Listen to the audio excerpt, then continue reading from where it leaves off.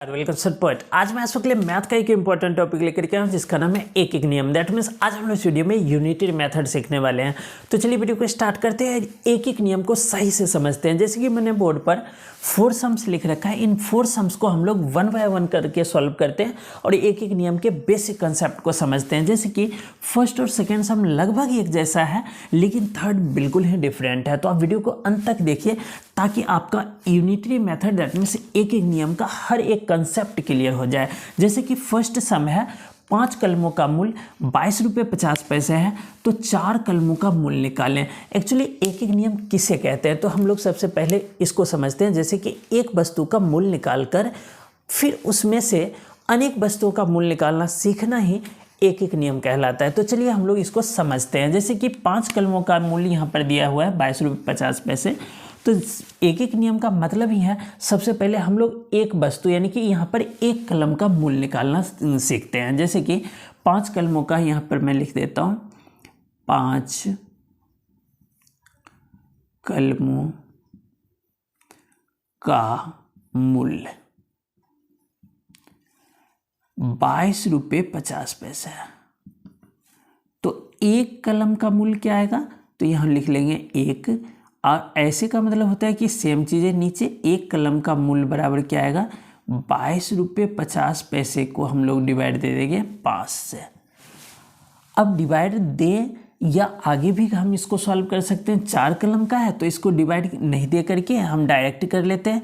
तो 4 कलमों का मूल्य बराबर क्या आएगा, जैसे कि 22 रुपये 50 पैसे को आप 5 से डिवाइड देंगे तो एक कलम का आएगा, और डायरेक्टली हम लोग 4 से मल्टीप्लाई कर देंगे तो 4 कलम यानी कि 4 कलमों का मूल्य आ जाएगा। जैसे कि दशमलव हटा लेते हैं तो 00 आएगा, 0 से 0 कैंसिल और फिर 5 से काट देते हैं। 5 दहम 50, 5 से 5 चौक 20, 5 पचे 25।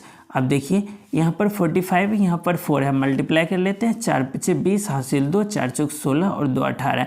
देखिए यहाँ और भी काट सकते हैं लेकिन नीचे अगर 0 आ जाए ना तो इसको कोशिश कीजिए कि ना काटे, क्योंकि ये डेसिमल पुट कर देगा। यहाँ पर अपॉन 10 आया तो देखिए 0 से 0 कैंसिल, दैट मीन्स 18 रुपीज़। कहने का मतलब यह है कि 5 कलमों का मूल्य अगर 22 रुपये 50 पैसे है तो हमने देखा कि एक कलम का मूल्य 22 रुपये 50 पैसे को 5 से डिवाइड देते हैं तो क्या आता है, चलिए चेक कर लेते हैं। तो जैसे कि 00 है तो सिंगल 0, अब यहाँ पर 5 से काटेंगे, 5 चौक 20, 5 पचे 25, 5 दहम 50, यानी कि 4 रुपीज़ 5 पैसे आएगा। अब इसी तरह से हमने देखा कि 4 कलम का मूल्य 18 रुपये आया है। आई होप कि फर्स्ट क्लियर हुआ होगा। चलिए थोड़े बहुत भी अगर आपको समझ में नहीं आया हो तो सेकेंड को हम लोग क्लियर कर लेते हैं और उससे आपका हर एक कंसेप्ट क्लियर हो जाएगा।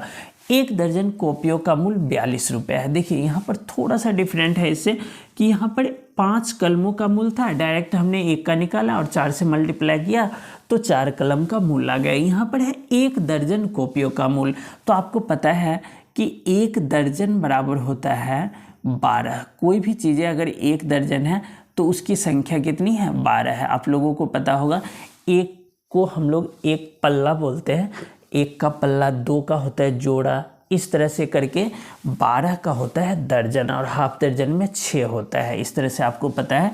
तो 1 दर्जन की कीमत, 1 दर्जन में है 12 वस्तु, तो कहा जा रहा है कि 1 दर्जन कॉपियों का मूल्य 42 रुपये है। दैट मीन्स 12 कॉपियों का मूल्य आया। 12 कॉपियों का मूल्य बराबर कितना है 42 रुपये।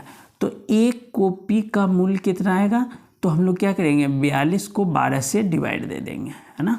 तो कर लेते हैं। देखिए 2 से काटेंगे तो 21 आएगा, 2 से काटेंगे 6 आएगा, 3 से काटेंगे 3 से 21 और 3 दूना 6, यानी कि 7/2 का मतलब ये है कि 7 से 2 को 2 से 7 को डिवाइड देंगे तो 2 तिया 6, 2 पचे 10, यानी कि एक कॉपी का मूल्य है 3.5 रुपये।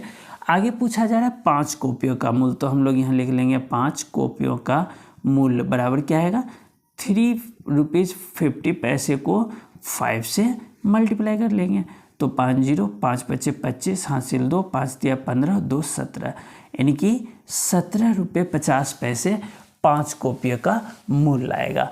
तो आपको पता चल गया है कि एक एक नियम में क्या होता है कि हम लोग सबसे पहले जो गिवन होता है, दिया हुआ होता है, उसमें से एक वस्तु का मूल निकालते हैं, फिर जितने भी वस्तु का मूल पूछा जाता है उसको फाइंड आउट करते हैं। इसे हम लोग एक एक नियम कहते हैं।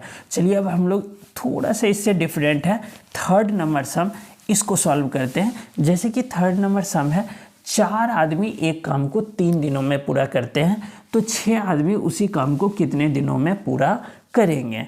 तो जैसे देखिए यहाँ पर 4 व्यक्ति है, 4 आदमी एक काम को 3 दिनों में करते हैं। तो एक काम होता है 4 व्यक्ति एक काम को 3 दिनों में करते हैं, 3 दिनों में करते हैं।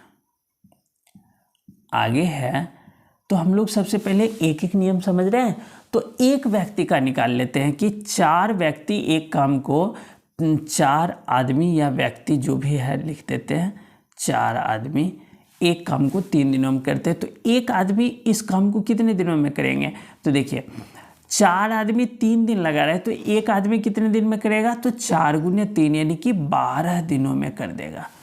आपको समझ में आया होगा कि अगर एक व्यक्ति लगाएंगे 3 दिन, फिर दूसरा व्यक्ति लगाएंगे 3 दिन, तीसरा व्यक्ति 3 दिन, चौथा व्यक्ति 3 दिन, तो कितने 3 और 3 और 3 और 3 4 बार जोड़ेंगे तो 12 दिन में हो जाएगा।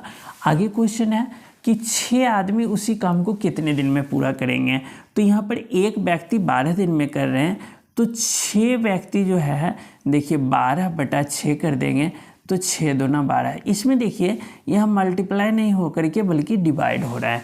तो ये थोड़ा सा डिफरेंट है कि एक व्यक्ति का काम सबसे पहले निकालेंगे और जो आएगा उसको डिवाइड दे देंगे 6 आदमी से, क्योंकि यहाँ पर 6 आदमी लगा दिया गया, तो 2 दिन में काम पूरा हो जाएगा। यानी कि 4 आदमी एक काम को 3 दिन में करते हैं, अगर उसी जगह पर 6 आदमी आ जाएंगे तो 2 दिन में काम पूरा हो जाएगा। आई होप कि ये वाला कंसेप्ट भी क्लियर हुआ होगा।